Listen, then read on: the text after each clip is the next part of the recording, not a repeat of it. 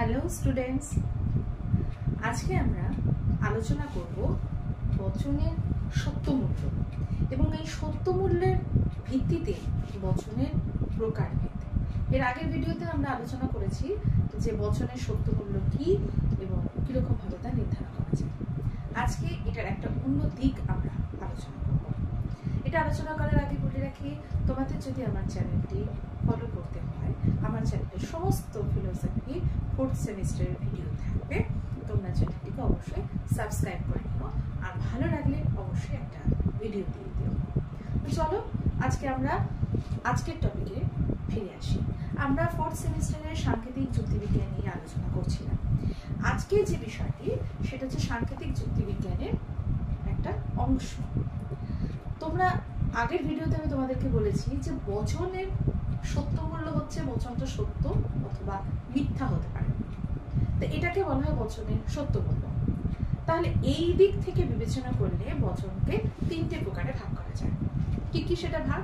হয় বচন সম্পূর্ণ, মানে বচনের থেকে যে আমি বচন আকারটি পাবো তা সম্পূর্ণরূপে সত্য হবে, অথবা সম্পূর্ণরূপে মিথ্যা হবে, অথবা সত্য মিথ্যা দুটো ভ্যালুই তার মধ্যে থাকবে।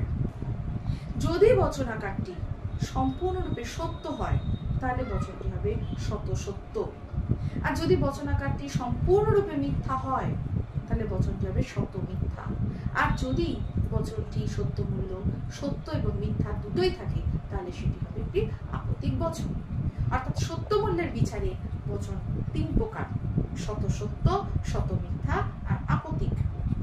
দেখো আমি তোমাদেরকে এখানে বোঝানোর চেষ্টা করি কি রয়েছে। প্রথমে দেখো আমি দেখিয়েছি শত সত্য বচনাকার। শত সত্য বচনাকার কি? যখন সেই বচনাকারটির সত্যমূল্য সত্য হবে, সত্য সারণীতে আমি শুধু সত্য সিদ্ধান্ত পাবো।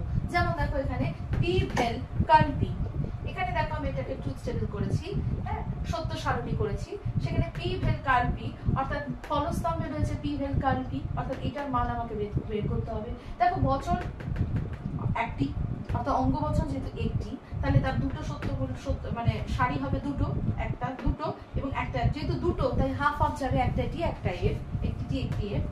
কাল পি, পি কাল পি অর্থাৎ এখানে যেটা পি এর মান তার কাল পি হচ্ছে ঠিক তার উল্টো মান, অর্থাৎ পি যা হবে কাল পি তার উল্টো হবে। কারণ জানো পি যা বলছে কাল পি তার ঠিক বিপরীতটি বলবে, অর্থাৎ কাল হচ্ছে মূল বচনটিকে নিষেধ করে, অর্থাৎ পিতে যা বলা হবে কাল পিতে ঠিক তার উল্টোটা বলা হবে। তাহলে টি যদি পি হয় তাহলে কাল পি এফ হবে, পি যদি এফ হয় তাহলে কাল পি টি হবে।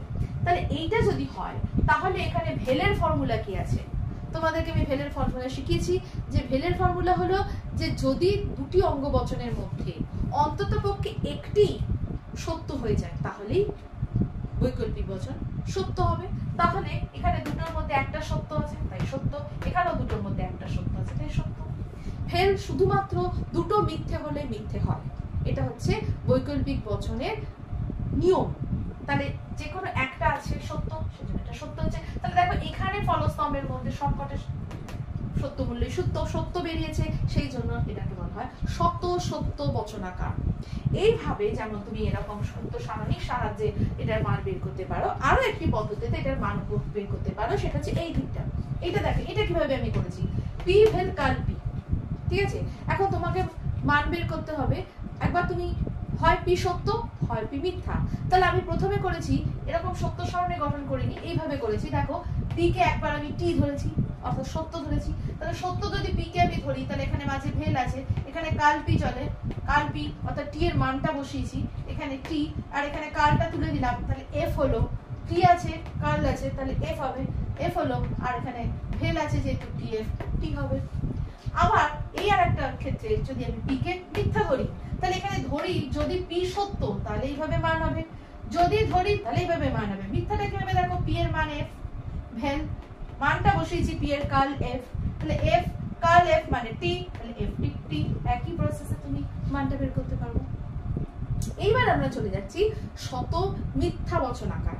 শত মিথ্যা বচনাকার দেখো যেখানে বচনাকারের যে ফলস্তম্ভটা সেটাতে শুধু মিথ্যা পাবো, আমি এই যে শুধু মিথ্যা পাবো। দেখো কিরকম একটা বচনাকারের এক্সাম্পল হচ্ছে এটা, পি ডট কাল পি।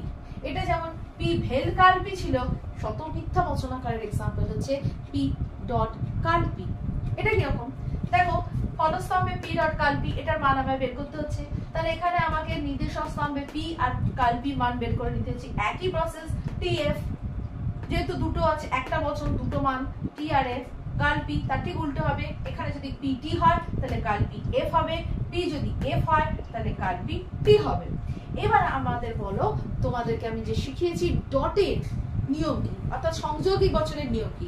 ডটের নিয়ম হচ্ছে যদি মাত্র তার অঙ্গ বচনগুলো দুটোই সত্য হয়, দুটো অঙ্গ বচনই যদি সত্য হয় তবেই ডট সত্য হয়, বাকি সকল ক্ষেত্রে মিথ্যা হয়। তাহলে এখানে দেখো একটা টি একটা এফ, তাহলে মিথ্যা হবে। এখানেও এক এফ আর টি, মিথ্যা হবে, কারণ দুটোতে সত্য হলে, দুটো অঙ্গ বচন যদি সত্য হয় তবেই সংযোগী বচন সত্য হবে, তাই জন্য এখানে সংযোগী বচনটি মিথ্যে। তাই এই জন্য এইটাই হচ্ছে একটি শতমিথ্যা বচনাকারের উদাহরণ। এখানে আমি এই প্রসেসে আবার বের করেছি, দেখো শুধু মান বসিয়েছি, অর্থাৎ পি কে একবার টি ধরেছি, একবার পি কে এফ ধরেছি। এখানে যখন আমি পি কে টি ধরেছি তখন এখানে মানটা বসিয়েছি পি এর মান, কার্ল টি মানে হচ্ছে এফ, তাহলে ডট আছে তাহলে এফ যাবে। পি ডট কার্ল পি তাহলে এফ, এখানে মানটা বসিয়েছি পি এর, তাহলে এখানে কার্ল এফ মানে টি, তাহলে এফ। একটা জিনিস লক্ষ্য করো, এগুলো কিন্তু করার একটা পদ্ধতি আছে। দেখো এখানে মূল সিম্বল কোনটা, এই যে ডট, এই যে দেখো যে ডট, এই যে মানগুলো আমি লিখেছি ঠিক ডটের নিচে, এটা হচ্ছে এটার মান, এটা দেখো ঠিক ডটের নিচে। এইখানে যখন আমরা করেছি দেখো সিম্বলের, এই যে আমার সিম্বল, এইটার যখন আমি মান বের করেছি তখন কিন্তু ঠিক এইটার নিচে নিচে। এগুলো কিন্তু পদ্ধতি, এগুলো হচ্ছে তোমার লজিক ভুল হবে না, আর তোমার লজিকটা কিন্তু ঠিকঠাক হবে। তাহলে যে পরীক্ষক তোমার খাতাটি দেখবে সে একদম ক্লিন দেখতে পাবে, মানে তোমার কাজটাও তুমি সঠিকভাবে বুঝবে এবং তোমার কাজটাও একদম গোছানো হবে। তাহলে আমরা দুটো বচন পেয়ে গেলাম, শত বচনাকার আর শত মিথ্যা বচনাকার। আর আছে আরেকটি আপতিক বচনাকার। আপতিক বচনাকারটা আমি এখানে লিখিনি, তার কারণ হলো আপতিক বচনাকারের উদাহরণ তোমরা প্রতিনিয়ত করেছো, মানে আগের দিনে ভিডিওতেও আমি আপতিক বচনাকারের উদাহরণ তোমাদেরকে দিয়েছি। কিরকম, সবকটা বচনই তো আপতিক বচনাকার। তুমি মনে করে দেখো, আমি এক্সাম্পল দিই, তুমি যদি পি হেল কিউ, আগের ভিডিওতে তুমি কি দেখিয়েছো পি ভেল কিউর আমি সত্য সারণী গঠন করেছি, সেখানে দেখো পি আর ভেল কিউ সত্য সারণীর মধ্যে টিও আছে এফও আছে। তুমি এক্সাম্পল নাও পি ডট কিউ, সেই সত্য সারণী যে দেখিয়েছি সেখানেও রয়েছে কিন্তু সেই বচনের সত্য সারণীর মধ্যে টিও আছে, ফলস্তম্ভে এফও আছে, তাহলে সেটাও আপতিক বচন। পি ইমপ্লাইজ কিউ, এই বচনটার সত্য সারণী আগের ভিডিওতে তুমি চেক করে নাও, সেখানেও দেখো টিও আছে এফও আছে।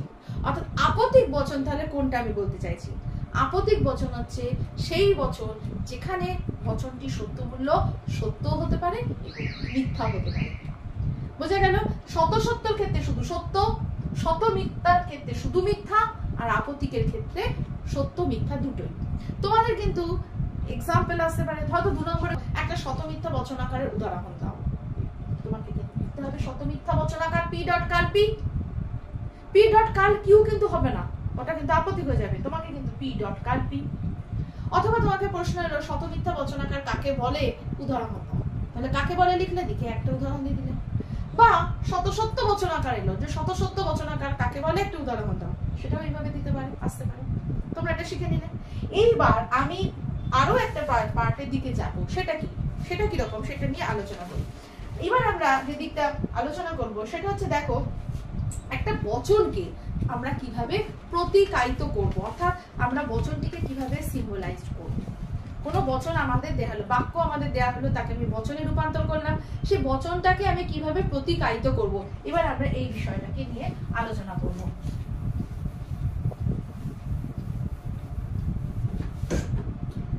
দেখো বচনাকারকে যখন আমি প্রতিকায়িত করবো, আমি একটা বচন নিই, তাহলে এখানে আমি বলছি বচনাকার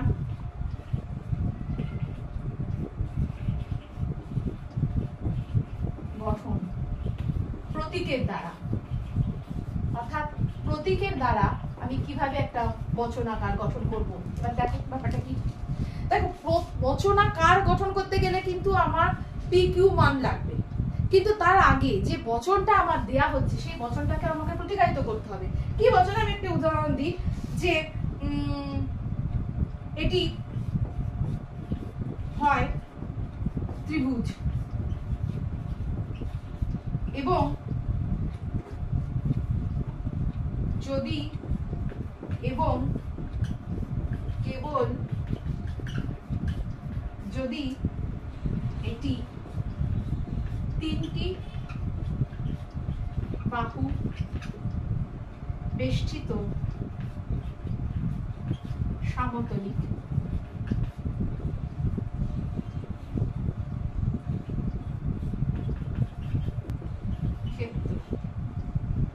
এটি হয় ত্রিভুজ যদি এবং কেবল যদি এটি তিনটি বাহু দ্বারা বেষ্টিত সমতলিক ক্ষেত্র। তাহলে এইটার ক্ষেত্রে কিরকম ভাবে এটা তোমাকে দেয়া হলো, এবার এটাকে তুমি কিভাবে প্রতিকায়িত করবে।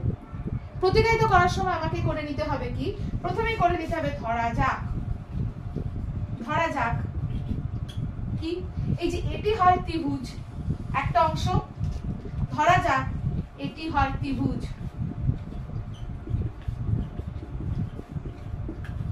এটাকে তুমি ধরলে টি, ক্যাপিটাল লেটারে টি। আর আরেকটা ভাগ কি, এটি তিনটি বাহু বেষ্টিত সমতলিক ক্ষেত্র। তাহলে এটাকে তুমি কি ধরলে, তাহলে এটাকে ধরলে তুমি এস। তাহলে ধরা যাক পুনরায় এটি হলো তিনটি বাহু দ্বারা বেষ্টিত সমতলিক ক্ষেত্র, এটাকে তুমি করলে এস। ঠিক আছে, তাহলে টি এটি হয় ত্রিভুজ, এটি হলো টি, আর তিনটি বাহু দ্বারা বেষ্টিত সমতলিক ক্ষেত্র হলো এস। এইবার বলো, আগের ভিডিওতে আমরা আলোচনা করেছি যদি এবং কেবল যদি সিম্বল কি, যদি এবং কেবল যদি সিম্বল হচ্ছে ট্রিপল বার, তাহলে এইটা বচনটাকে প্রতিকায়িত করলে হবে টি ট্রিপল বার এস। বুঝা গেল? তাহলে টি ট্রিপল বার এস, এটা হলো এই বচনটির প্রতিকায়িত রূপ। এবার এটাকে বচন আকারে কি করে হবে নিয়ে যাব, বচন আকারে নিয়ে গেছে এগুলো খুবই সিম্পল, এটাকে পি আর কিউ তে ট্রান্সফার করে দাও স্মল লেটারে। তাহলে স্মল লেটারে পি আর ট্রিপল বার স্মল লেটারে কিউ হয়ে গেল। এবার তুমি নিশ্চয়ই আগের দিনে তোমাদের যে দ্বিবাকল্পিক বচনের যে প্রতিকায়িত রূপ আমি দেখিয়েছি, যে সত্য সারণী করা দেখিয়েছি, সেই অনুযায়ী তুমি পি ট্রিপল বার কিউ এর সত্য সারণী গঠন করে ফেলো, তাহলে এটার মান বেরিয়ে যাবে। তাহলে আমাকে যদি কোনো বচন দেয়া হয়, সেই বচনটাকে আমি কিভাবে প্রতিকায়িত করব এবং প্রতিকায়িত করার পরে তাকে আকারে নিয়ে যাব, আকারে নিয়ে গিয়ে তাকে আমি তার সত্য সারণী গঠন করব। এখানে আমি দেখালাম কিভাবে আমরা করব, ধরি শব্দগুলো করে নিয়ে আমাকে এখানে করতে হবে। আর এইগুলো হবে কিন্তু যেগুলো ধরবো সেগুলো কিন্তু ক্যাপিটাল ওয়ার্ডে হবে, আর বচনাকার যখন করব তখন P Q R S T small আকারে হবে। বুঝে গেল? এইবার আরো একটি বিষয় আমরা শিখবো, সেটা হচ্ছে এই বচনগুলো কিভাবে আমি ফলস্তম্ভ করব। এই বচনগুলো ফলস্তম্ভ করা খুবই সহজ। যেমন ধরো সত্য সারণীর সাহায্যে যদি আমি এগুলো ফলস্তম্ভ করছি, আমি আরো একটি উদাহরণ দিয়ে যদি তোমাদের বোঝাই, তাহলে কিন্তু তোমাদের বিষয়টা আরো ভালো লাগবে এবং আরো ভালো করে শিখতে পারবে। ধরো আমি একটা উদাহরণ দিচ্ছি যে খেলা চলবে, ঠিক আছে, খেলা চলবে যদি বৃষ্টি হয়। বৃষ্টি হলে তো আর খেলা চলবে না, বৃষ্টি না হয়, ঠিক আছে। তাহলে কি হলো, খেলা চলবে যদি বৃষ্টি না হয়। ভালো করে লক্ষ্য করো, তাহলে আমি এখানে ধরে নিই খেলা চলবে, এই অংশটাকে আমি ধরে নিই। কি ধরবো, আমি ধরলাম খেলা চলবে কে আমি কিউ ধরলাম, ক্যাপিটাল লেটারে কিউ ধরলাম, ঠিক আছে। যদি বৃষ্টি হয় কে আমি কি ধরবো, বৃষ্টি হয় কে রেন, ধরো আর ধরলাম। তাহলে এগুলো হচ্ছে ধরি, খেলা চলবে কিউ, আর ধরি বৃষ্টি হয় আর। তাহলে বৃষ্টি না হয় আছে, তাহলে এখানে কি যাবে, কাল আর। বুঝে গেছে? বৃষ্টি হয় কে আমি ধরেছি আর, ভালো করে এখানটা দেখো আমি লিখেও দিই, বৃষ্টি হয় কে ধরি বৃষ্টি হয় আর। তাহলে বৃষ্টি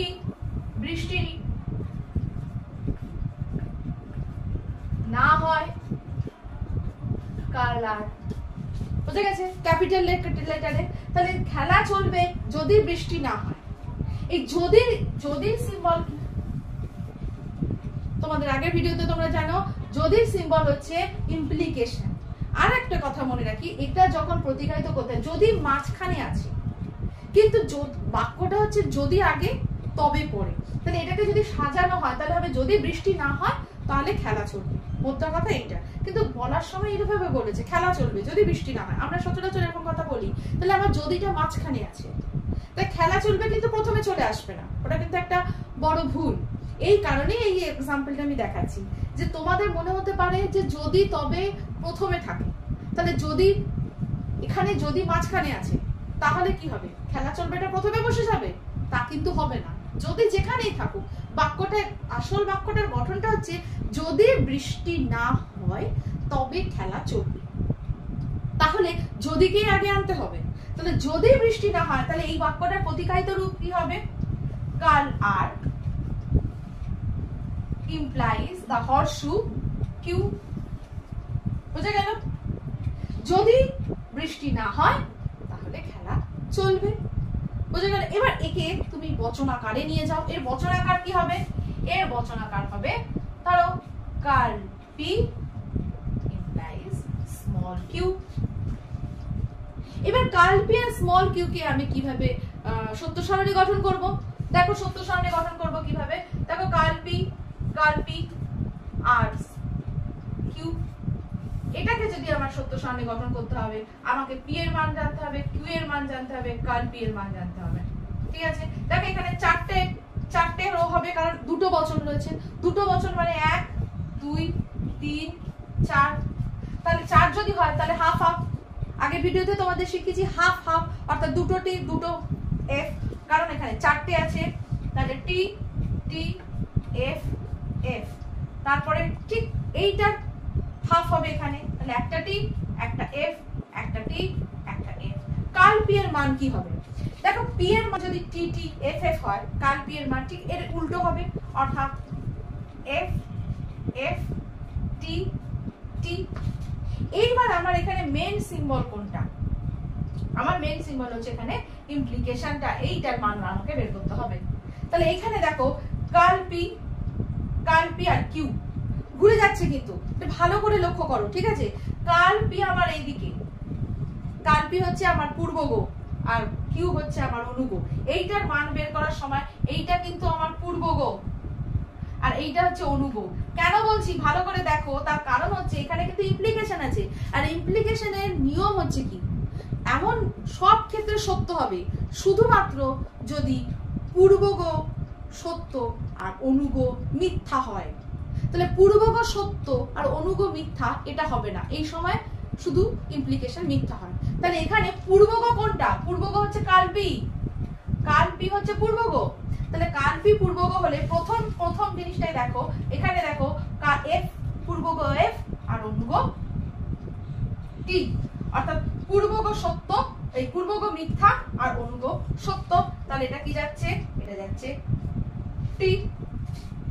এটা কি হবে? পূর্বগো সত্য অনুগো মিথ্যা, পূর্বগো মিথ্যা অনুগো সত্য, পূর্বগো মিথ্যা অনুগো সত্য, এটা যাবে টি। দুটোই মিথ্যা, কোনো ঝামেলাই নেই, টি। দুটোই সত্য, কোনো ঝামেলা নেই, টি। আবার এইটা দেখো, এইটা কি আছে? পূর্বগো সত্য অনুগো মিথ্যা। এই রোটা কিন্তু ভালো করে লক্ষ্য করো, এইটার জন্যই কিন্তু আমি পূর্বগো অনুগোকে লিখেছি। কখনোই ভুল হবে না যে এইটা এফ এইটা টি, তা কিন্তু এইটা পূর্বগো নয়, এটা অনুগো। তাহলে এইটা পূর্বগো সত্য অনুগো মিথ্যা। তাহলে প্রাকল্পিক বচনের ক্ষেত্রে এই ক্ষেত্রটা হচ্ছে ভুল হয়, অর্থাৎ মিথ্যা হয়। তাহলে এই ক্ষেত্রে যাবে আমার মিথ্যা। এইটা আর এইটা ঠিক উল্টো আছে, ঠিক আছে? তাহলে এখানে এফ যাচ্ছে, তাহলে দেখো এইটা কি রকম বচন আকার হলো? এটা হলো আপতিক। তাহলে এই বচনটার মান কি দাঁড়ালো? যেটি একটি আপতিক বচন। বুঝে গেল? তাহলে দেখো তোমাদের এটা শিখতে পারলে যে এইরকম যদি তোমাকে একটা বাক্য দিয়ে দেয়, বাক্যটাকে তুমি বচনে রূপান্তর করলে, বচনে রূপান্তর করে বচনটাকে প্রতিকায়িত করলে, বচনটাকে প্রতিকায়িত করার পর তাকে বচনাকারে নিয়ে গেলে, বচনাকারে নিয়ে গিয়ে তুমি তার সত্য সারণী গঠন করে সেই বচনাকারটি কোন বচনের অন্তর্গত হচ্ছে সেটা তুমি লিখতে পারবে। এটা গেল আরেকটা পার্ট। আরো একটা পার্ট আমি তোমাদেরকে বলবো, যে বচনাকারের সত্যমূল্য নির্ধারণের ক্ষেত্রে যদি তোমার মান দেয়া থাকে, যদি এরকম হয় যে বচনাকারটির মান দেয়া আছে, ধরো এরকম বলা হলো যে ধরি যদি এ বি সি সত্য, যদি এবিসি সত্য আর ধরা যাক এবিসি সত্য আর এক্স ওয়াই মিথ্যা, ঠিক আছে, পি আর কিউ এর মান জানা নেই, তাহলে এইবার এই বচনটার কিভাবে সত্য মূল্য তুমি বের করবে? ধরো রইল কিউ হেল কার এক্স। দেখো ভালো করে পড়ো, এটা কিন্তু পরীক্ষায় তোমাদের আসে 2 নম্বরের প্রশ্নের মধ্যে আসতে পারে। কিরকম? যদি এ বি সি সত্য, অর্থাৎ এ বি সি এর মান তুমি জানো সত্য, আর এক্স আর ওয়াই এর মান মিথ্যা, এটা তুমি জানো। তুমি জানো না কি পি আর কিউ এর মান তুমি জানো না, তাহলে এইটার সত্য মূল্য নির্ধারণ করো। কিউ হেল কার এক্স কিভাবে করবে? দেখো কিউ এর মান তুমি কি, কিউ এর মান তুমি জানো না, তাহলে এখানে কিউ এর মান আমি কিউ রেখে দিলাম, ঠিক আছে, হেল। এবার এক্স এর মান তুমি কি জানো? এক্স এর মান জানো মিথ্যা, তাহলে কার হোক মিথ্যা হোক, ঠিক আছে। তাহলে এখানে কিউ রয়েছে, কিউ এর মান আমার জানা নেই, এখানে হেল রইলো, তাহলে এখানে কার্ল এফ রয়েছে, তাহলে কার্লকে তুলি, তাহলে কার্ল এফ মানে টি। এইবার দেখো আমি কিউ এর মান জানি না, কিউ এর মান আমি জানি না, তাহলে আমি কি করব? দেখো তুমি ভেলের ফর্মুলা কি আছে? ভেলের ফর্মুলা কি? একটা সত্য হলেই সত্য হবে, দুটো সত্য হলেও সত্য হবে, দুটো মিথ্যা হলে শুধুমাত্র মিথ্যা হবে। তাহলে এখানে তো একটা সত্য হয়েই আছে, একটার মান তো সত্য হয়েই আছে, তাহলে সত্যই হবে, তাহলে এটা আমি নির্দ্বিধায় সত্য লিখতে পারি। কিউ এর মান সত্য, কিউ এর মান যদি আমি ধরে নিই সত্য, তাহলেও এটা সত্য বের হবে, যদি কিউ এর মান আমি ধরে নিই মিথ্যা, তাহলেও এটা সত্য। বুঝে গেল? খুবই সিম্পল এগুলো। এটা হচ্ছে তুমি কয়েকটি বচনের সত্য মূল্য জানো, তার ভিত্তিতে এই বচনটা কিভাবে সত্য মূল্য নির্ধারণ করবে। আরো একটা ধরো এই বচনটার মান ধরার চেষ্টা করো, মান নির্ণয় করার চেষ্টা করো। ধরো C triple bar curl P, C triple bar curl P, এটা কিভাবে তুমি মান নির্ণয় করবে? দেখো এটা একটু অন্যরকম হবে। কিরকম হবে? দেখো সি সত্য, তুমি জানো সি এর মান হচ্ছে সত্য, তুমি লিখে দাও সি এর মান সত্য।